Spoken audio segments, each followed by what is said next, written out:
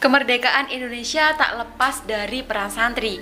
Pesantren dengan santrinya telah membuat peradaban yang menjadikan wajah Indonesia seperti saat ini. Pesantren juga telah melahirkan organisasi masyarakat terbesar di Indonesia, yakni Nahdlatul Ulama atau biasa disebut NU. Dan Hadratul Syekh Kiai Haji Hasyim Asy'ari adalah salah satu pendirinya.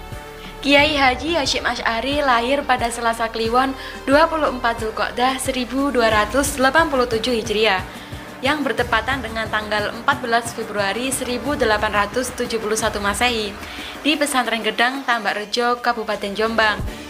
Beliau merupakan anak ketiga dari 11 bersaudara, putra dari pasangan Kiai Asy'ari dan Nyai Halimah. Dari jalur ayah, nasab Kiai Hasyim bersambung kepada Maulana Ishaq hingga Imam Ja'far Shadiq bin Muhammad Al-Bagir.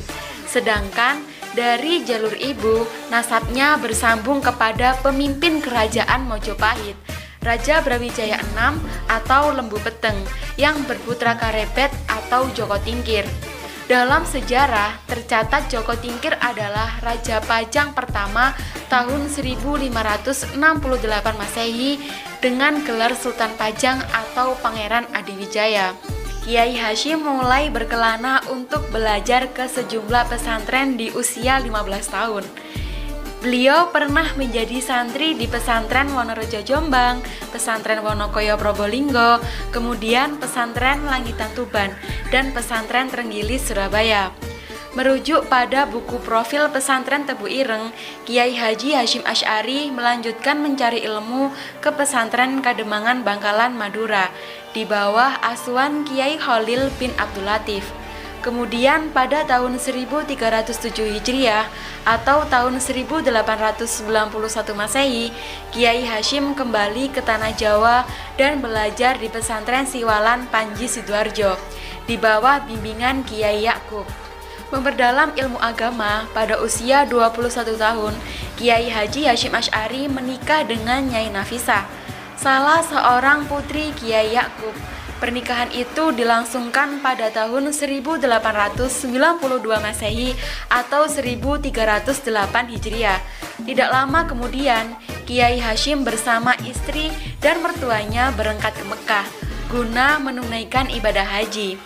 Kesempatan di Tanah Suci juga digunakan untuk memperdalam ilmu pengetahuan. Hampir seluruh disiplin ilmu agama dipelajarinya, terutama ilmu hadis. Namun saat berada di Mekah, istri Kiai Haji Hasyim Asy'ari meninggal dunia. Demikian pula dengan anaknya yang dilahirkan di Mekah. Sempat kembali ke tanah air, Kiai Haji Hasyim Asy'ari kembali ke Mekah untuk yang kedua kalinya.